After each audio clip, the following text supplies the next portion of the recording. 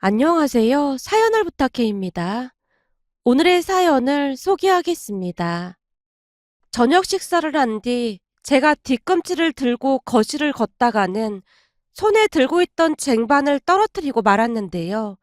어찌나 놀랐던지 등에 식은땀이 날 정도였습니다. 그리고 역시나 어김없이 제 휴대폰이 울려대기 시작했어요. 휴대폰 벨소리가 들리자마자 남편이 짜증스럽게 외쳤어요. 뭐야, 또 밑에 집인 거야? 그렇네. 교수님이 퇴근해서 오신 모양이야. 우리 교수님 연구해야 하는데 나 때문에 방해가 됐나 보다. 어떡하냐? 또 한 소리 듣게 생겼네. 아니, 매번 이렇게 전화해서 따지면 어떻게 살라는 거야? 진짜 해도 해도 너무하는 거 아니야? 그래도 어쩌겠어. 우리 팔자라고 생각하고 살아야지. 그니깐 당신도 하준이 거실에서 살살 걸으라고 해. 괜시레 난리 난다. 암튼 나 전화 받을 테니까 당신은 조용히 하고 있어봐. 네, 사모님. 지금 밑으로 내려오라고요? 아, 알겠습니다. 당신 이제는 사모님 소리가 그냥 막 먼저 나오네? 이 습관이라는 게 진짜 무서운 거구나. 그럼 어쩌겠어. 그렇게 부르라고 하는 걸. 우선은 나 내려갔다 올 테니까 당신 하준이 단속 잘하고 있어. 제가 급히 밑으로 내려가서 벨을 눌렀습니다. 우리 교수님 연구해야 하는데 방해되니까 조심해달라고 내가 몇 번이나 말했잖아요. 대체 왜 이렇게 말귀를 못 알아듣는 거예요? 죄송합니다. 아니 사모님, 앞으로는 주의하겠습니다. 암튼 제발 좀 주의 좀 해주세요. 평소 주의가 산만한 건 잘 알고 있었는데 이 정도일 줄은 진짜 몰랐네요. 라며 문을 쾅 닫고 들어가 버렸습니다. 그 모습에 제가 긴 한숨을 내쉬고 있었는데요. 옆집 문이 열리는 듯 하더니만 할머니가 고개만 빼꼼히 내민 채 저를 위로했어요. 새댁이 고생이 많네. 아니 하루 이틀도 아니고 진짜 해도 해도 너무하네. 내가 보니 원래가 성격이 괴팍스러운 것 같던데 새댁이 이해해야지 어쩌겠어. 이사할 상황도 아니라면서. 그러게요. 집을 시부모님이 장만해 주셔서 저희 멋대로 이사하기가 좀 그렇네요. 그럼 전세 주고 나가면 되지 않겠어? 세댁 부부도 딱하긴 한데 아들은 뭔 죄냔 말이야. 집안에 사연이 좀 있어서 그건 안 될 것 같네요. 암튼 신경 써주셔서 감사합니다. 제가 할머니께 허리 숙여 인사를 한 뒤 집으로 올라갔는데요. 남편이 기가 막히다는 듯이 물었어요. 오늘은 사모님이 뭐라고 하셨나? 그냥 내가 주의가 산만하다고 그러지 뭐. 뭐? 3만? 아니 쟁반 한 번 떨어뜨린 거 가지고 어디다 대고 그런 말을 하는 거야? 나 도저히 못 참겠어. 그냥 우리 엄마한테 다 얘기하자. 남편이 발끈한 채 소리치고 있었습니다. 그 모습에 저도 생각 같아서는 당장 그러고 싶었지만 그게 결코 쉬운 문제가 아니었기에 제가 남편을 설득했습니다. 여보, 당신 절대로 어머님 앞에서 그런 말 꺼내지도 마. 그러다 어머님 잘못되시기라도 하면 어쩌려고 그래? 작년에도 아프셔서 입원까지 하셨잖아. 의사 말 잊었어? 항상 조심해야 한다고 했잖아. 그렇긴 한데 우리가 왜 이러고 살아야 하냔 말이야. 요즘 하준이도 뒤꿈치를 들고 걷고 있단 말이야. 언제까지 이렇게 살아야 하냔 말이야. 남편이 울분을 토해내고 있었는데요. 그 모습에 제 마음도 편치만은 않았습니다. 허구한 날 아래층의 항의에 저 또한 힘들 수밖에 없었거든요. 하지만 그렇다고 쉽게 결정을 내릴 수가 없었던 것이 결혼할 때 시부모님이 사주신 집을 함부로 처분하겠다는 말을 꺼낼 수가 없었어요. 집을 살 때 시부모님께서 많은 것을 염두에 두고 사셨다는 걸 너무나도 잘 알고 있었거든요. 그리고 무엇보다도 제 입장에서는 집을 사주셨다는 그 부분만으로도 충분히 감사하고 남을 일이기도 했고요. 거기다 평소 시어머님이 심장 쪽에 문제가 있어서 혹시 신경이라도 쓰실까 싶어 내내 불안하기도 했습니다. 우리 시어머님은 좋은 집안에서 곱게 자란 분이라고 했어요. 그 시절 나름 알아주는 미대를 졸업까지 하셨거든요. 시어머님과 시아버님 두 분 다 본가가 꽤나 부유했던 모양으로 양가 부모님에 의해 정략 결혼을 했다고 하는데요. 정략 결혼이라 하기에는 두 분의 사이가 좋아도 너무나 좋았습니다. 다만 한 가지 안타까웠던 부분이 오래전부터 시어머님이 많이 약하신 편으로 병원에 가는 일이 많았다고 합니다. 우리가 결혼하고 난 뒤 시아버님께서 눈물까지 글썽이며 말씀하시기도 했거든요. 네 시어머니가 그 약한 몸으로 억지로 둘째를 낳았는데 우리 둘째가 조금 일찍 세상에 나와서 얼마나 고생을 했는지 모른다. 그런 둘째가 이렇게 결혼까지 하고 우린 이제 더 이상 바랄 게 없구나. 제 손을 붙잡고 고맙다는 말을 몇 번이나 했는지 모르겠습니다. 암튼 저는 별로 한 것도 없는데 두 분 다 정말 잘해주셨어요. 우리가 시부모님께 이사하고 싶다는 말을 꺼내지 못했던 또 다른 이유가 있었는데요. 그 이유는 바로 아주버님과 형님 때문이었습니다. 형님 또한 미대를 졸업한 사람으로 시어머님과 통하는 부분이 아주 많았어요. 그림에 대해 잘 알지 못하던 저로서는 약간의 위화감이 들 정도로 시어머님과 형님의 사이는 정말 좋은 편이었거든요. 한마디로 시어머님은 형님을 많이 신뢰했고 형님의 말이라면 고지곳대로 믿곤 했습니다. 그도 그럴 수밖에 없었던 것이 형님은 몹시 예의가 바르고 세상에 그런 사람이 없다고 할 정도로 착한 모습이었거든요. 아주버님과 형님이 결혼한 지 꽤 지났지만 한결같은 모습이었다고 했습니다. 시어머님은 그런 형님을 그 누구보다도 신뢰하고 있었고요. 그러다 보니 우리 입장에서는 이러지도 못하고 저러지도 못하고 있었습니다. 그럼 다들 이쯤에서 형님과 아주버님이 우리가 이사하는 것과 무슨 상관이냐고 생각하실 분들이 많을 것 같은데요. 지금부터 그 이유에 대해 말씀드리도록 하겠습니다. 그 사건의 시작은 병원 정기검진을 위해 시부모님께서 우리 집에 머무르면서 시작이 되었어요. 다들 일을 하고 있던 반면 저는 전업주부로 있었기에 두 분을 모시고 병원에 다녀야 했습니다. 하지만 두 분 다 워낙 좋은 분들이어서 큰 어려움 없이 며칠 동안 병원을 다니면서 이런저런 검사를 받게 되었어요. 겸사겸사 시아버님 건강검진까지 하게 되었고요. 그러다 보니 시부모님께서 더욱 긴 시간 우리 집에 머물 수밖에 없었습니다. 그 부분에 대해 두 분이 많이 미안해하셨어요. 예, 우리 때문에 네가 불편해서 어떡하니? 그러길래 우리가 그냥 알아서 호텔 잡는다니까 굳이 뭐하러 여기로 오라고 해. 그동안 출국 그렇게 했는데. 자식이 둘이나 있는데 호텔에서 지내시는 게 좀 그렇잖아요. 형님이 워낙 바쁘니까 그런 것 같은데 저는 내내 집에 있는데 아무래도 양심의 가책이 느껴져서 그런걸요? 설마 어머님 아버님 저희 집에 있는 거 불편하신 거예요? 제가 농담조로 두 분을 바라봤는데요. 아니야. 불편하기보다는 미안해서 그렇지. 그리고 네가 양심의 가책을 느낄 게 뭐가 있어. 어머님, 모름지기 사람은 이 양심이라는 게 있어야 하는 거잖아요. 두 분께서 얼마나 잘해주시는데 제가 이 정도도 못 해드리겠어요? 그러니까 아무 걱정하지 마시고 오래오래 있다 가셔도 됩니다. 올라오신 김에 하준이랑 더 많이 놀아주시면 좋잖아요. 하준이도 할머니 할아버지 오셔서 얼마나 좋아하는데요. 넌 참 말도 예쁘게 해. 네가 그렇게 말해주니 우리가 다 고맙구나. 사실 우리도 하준이가 엄청 보고 싶었거든. 지금도 봐라. 네 시아버지는 하준이 옆에서 떠나질 않잖니. 근데 우리가 손주 보고 싶다고 니들한테 막 내려오라고 하기도 그렇고 요즘은 그런 시부모를 눈치 없는 사람들이라고 부른다며? 우린 나름대로 세련된 시부모가 되려고 노력하고 있는데 니들이 볼 때는 우리가 어때 보이니? 그럼요. 아부성 발언이 아니라 두 분 같은 분들 아마도 세상에 더 이상 존재하지 않을걸요? 뭐? 그건 좀 아부성 발언 같구나. 시어머님과 제가 웃음 가득한 대화를 하고 있었는데요.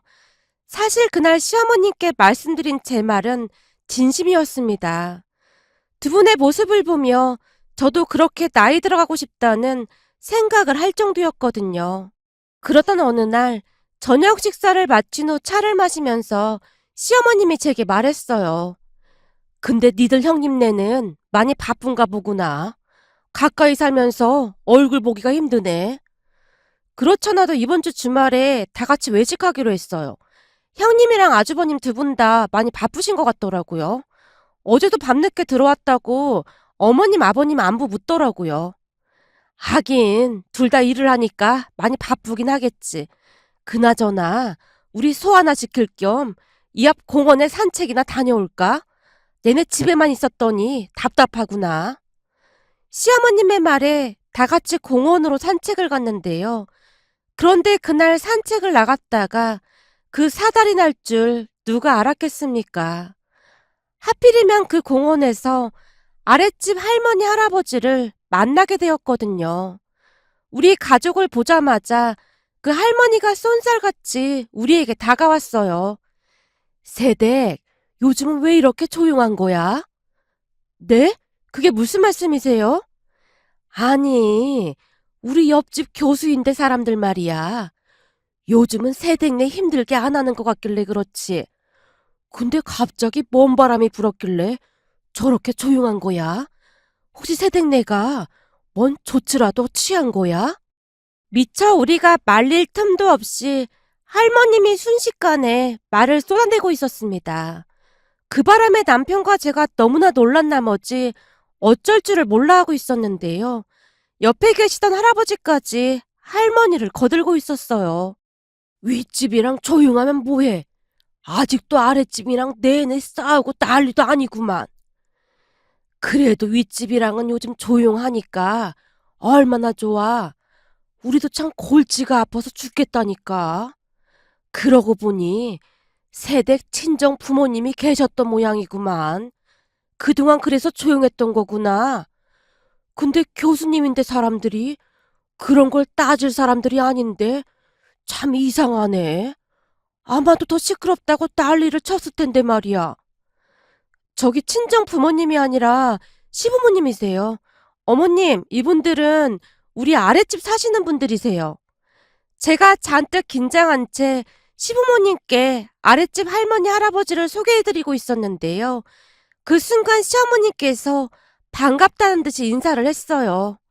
안녕하세요. 아랫집이라고 하면 우리 큰아들네 옆집이겠네요. 예?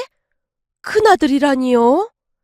아랫집 할머니, 할아버지께서 어리둥절한 표정으로 우리를 빤히 바라보고 있었는데요. 니들 아랫집이면 첫째네 옆집이 맞는 거잖니? 시어머님께서 제게 다시 묻고 있었어요. 네, 그게 그렇게 되는 거네요.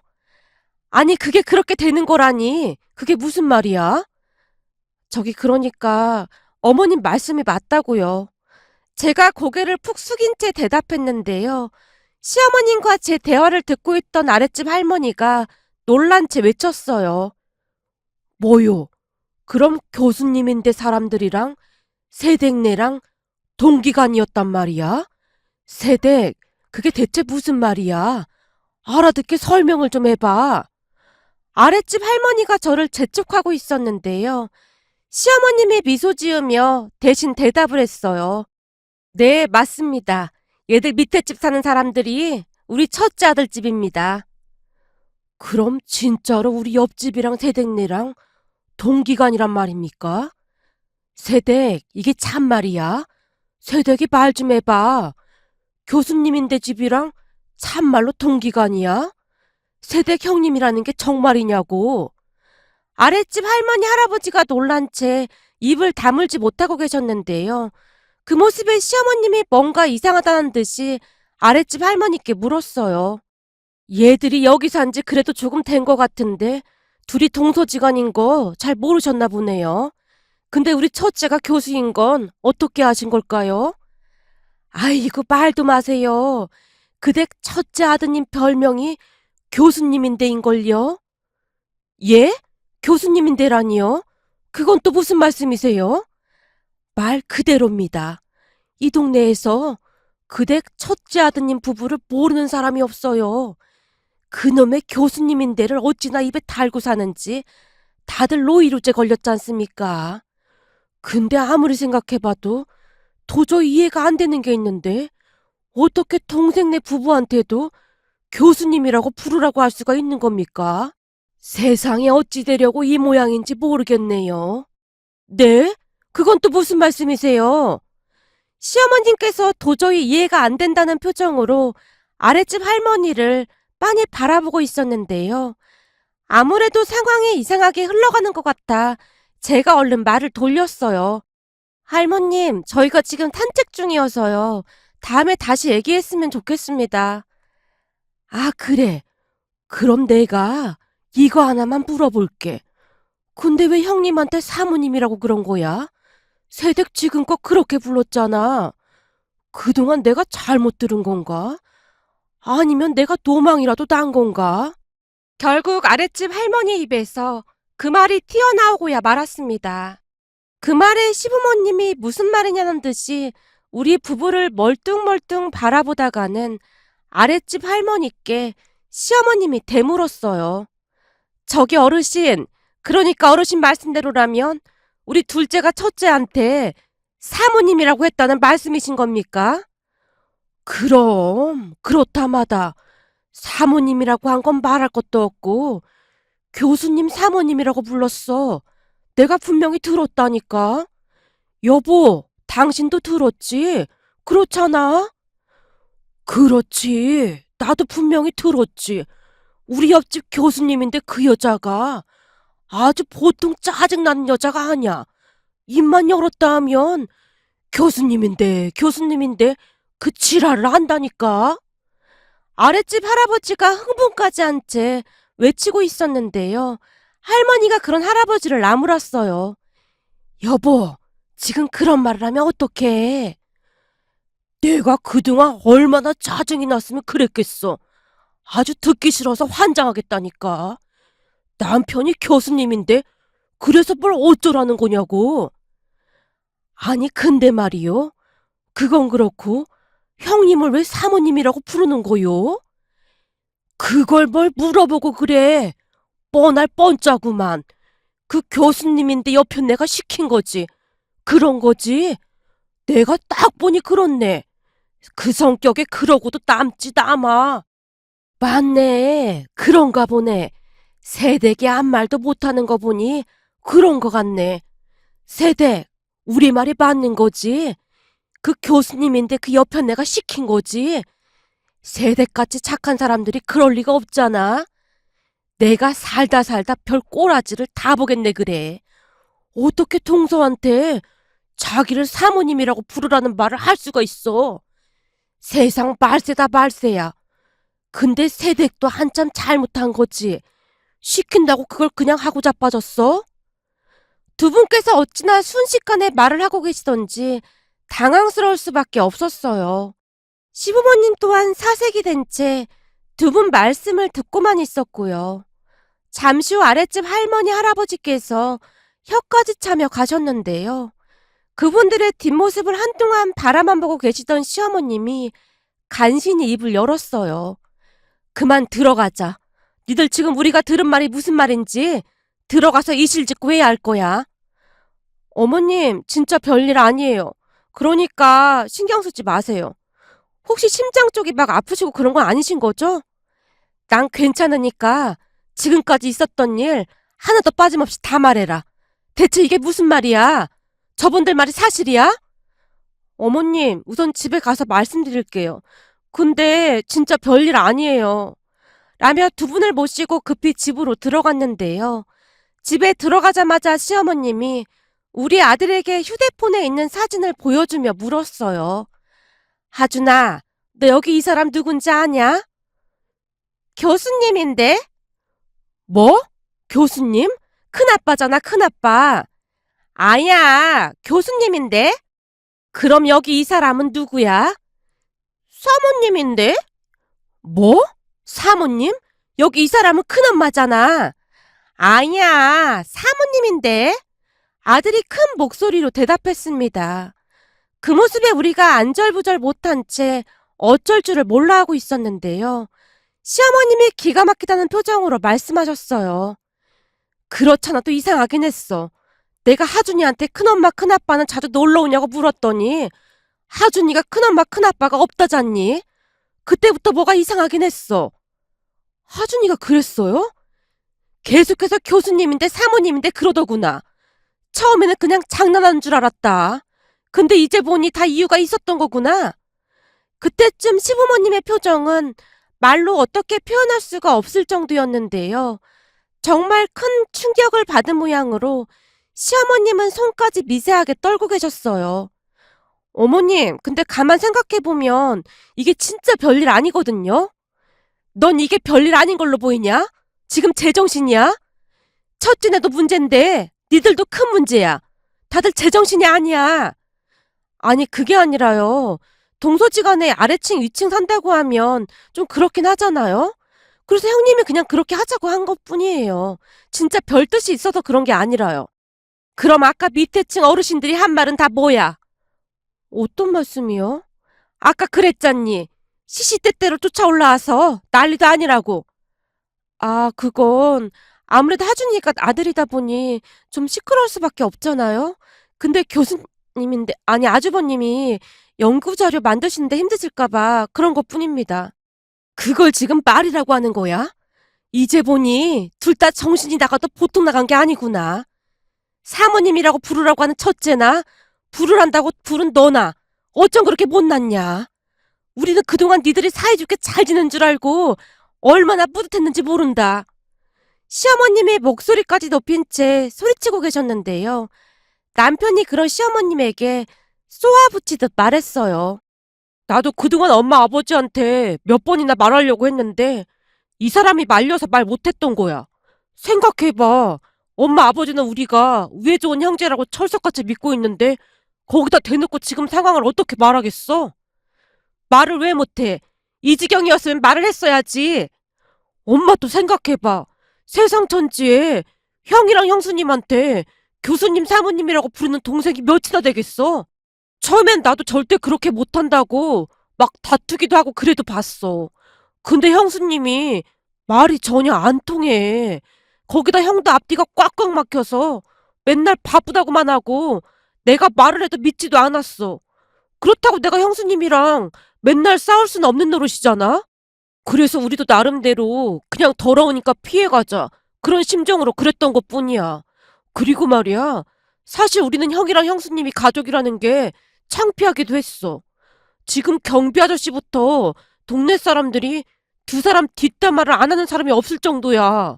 난 대체 엄마 아버지가 집을 왜 이렇게 아래 위층으로 구해준 건지 그것도 이해가 안 돼. 라며 남편이 원망 가득한 눈빛으로 두 분을 바라봤는데요. 시어머님이 충격적인 사실을 말해줬어요. 그건 네 형수가 나중에 출산하게 되면 서로서로 도움이 될 수 있지 않겠냐고 해서 그렇게 한 거 아니야. 너도 알다시피 그동안 네 형수가 우리한테 좀 잘했니? 그랬으니 난 당연히 잘 지낼 거라고 생각했지. 니들 아버지나 나나 형제 하나 없이 왜 이렇게 자라서 우리는 니들이 잘 지내길 진심으로 바랐다. 근데 이 사달이 날 줄 누가 알았겠냐? 시어머님의 눈에 눈물까지 그렁그렁 맺혀 있었는데요. 시어머님 말씀처럼 두 분 다 형제 자매도 없이 외롭게 자랐던지라 우리가 우애 있게 잘 지내기를 간절히 바랐다고 했습니다. 근데 우리가 말도 안 되는 욕심을 부린 모양이구나. 세상에 어떻게 이럴 수가 있어 그래? 근데 네 형수는 그렇다 쳐도 네 형도 그냥 보고만 있었다는 거잖아. 사실 형은 거의 얼굴 보기도 힘들었어. 가끔 보면 집에도 자주 안 들어오는 것 같기도 하고 들어와도 새벽에 들어오고 그러더라고.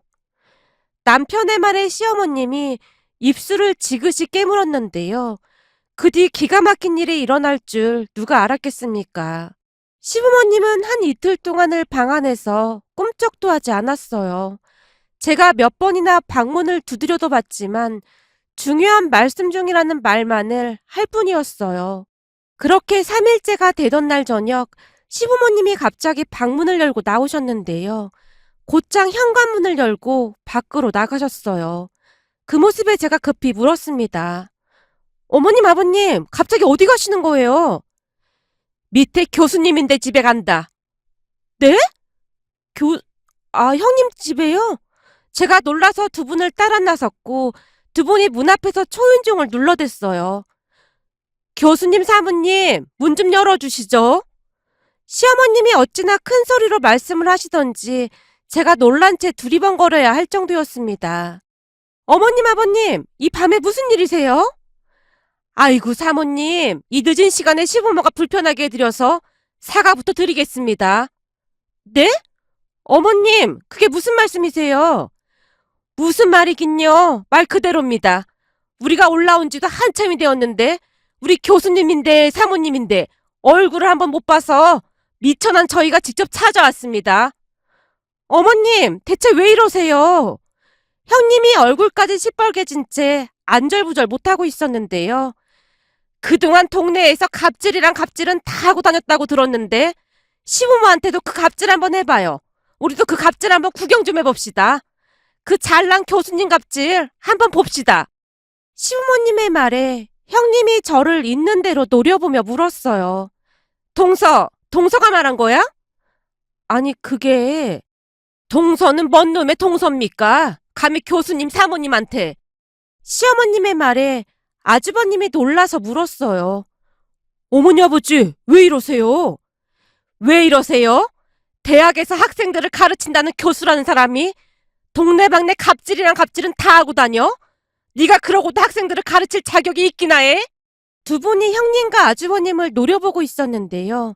나중에 알고 보니 아주버님은 그런 상황을 잘 알지도 못하고 있었다네요. 그러니까 형님이 아주버님한테까지 철저히 속이고 있었던 겁니다. 평소 아주버님은 답답할 정도로 말도 별로 없었고 서재에만 틀어박혀 있었다고 하네요. 아마도 부부 사이가 꽤나 좋지 않았던 것 같았습니다. 다만 우리 앞에서는 좋은 척 연기를 했던 것이고요. 그렇게 알고 보니 형님도 교수가 되고 싶었다는데 그게 잘 안 되었던 모양이었어요.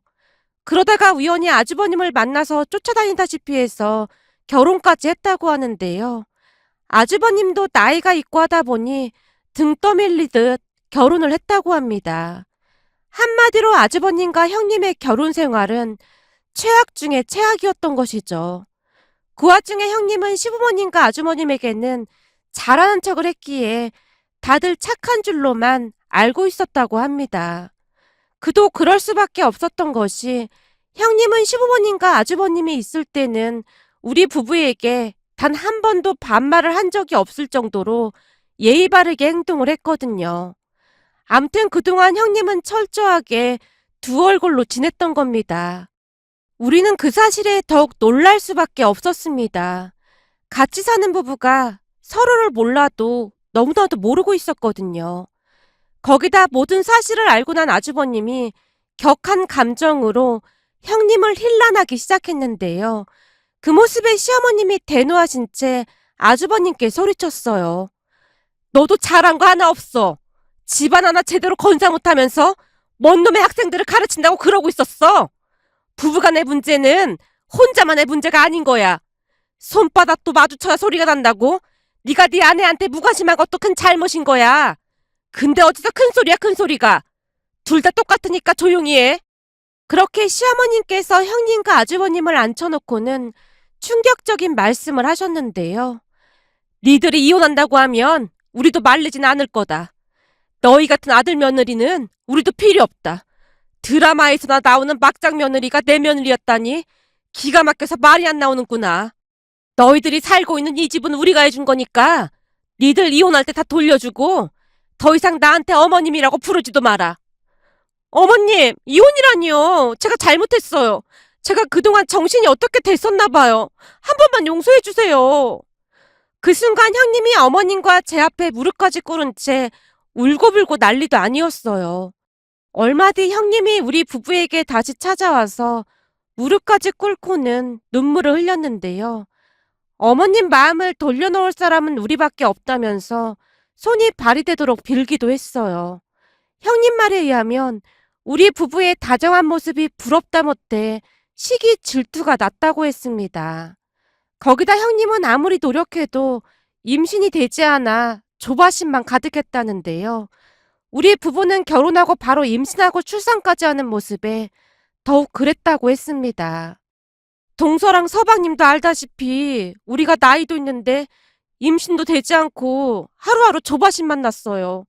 그러나 중에 하준이까지 태어나니까 더욱 질투가 났던 것 같아요. 동서랑 서방님이 시부모님께 잘 좀 말 좀 해주세요.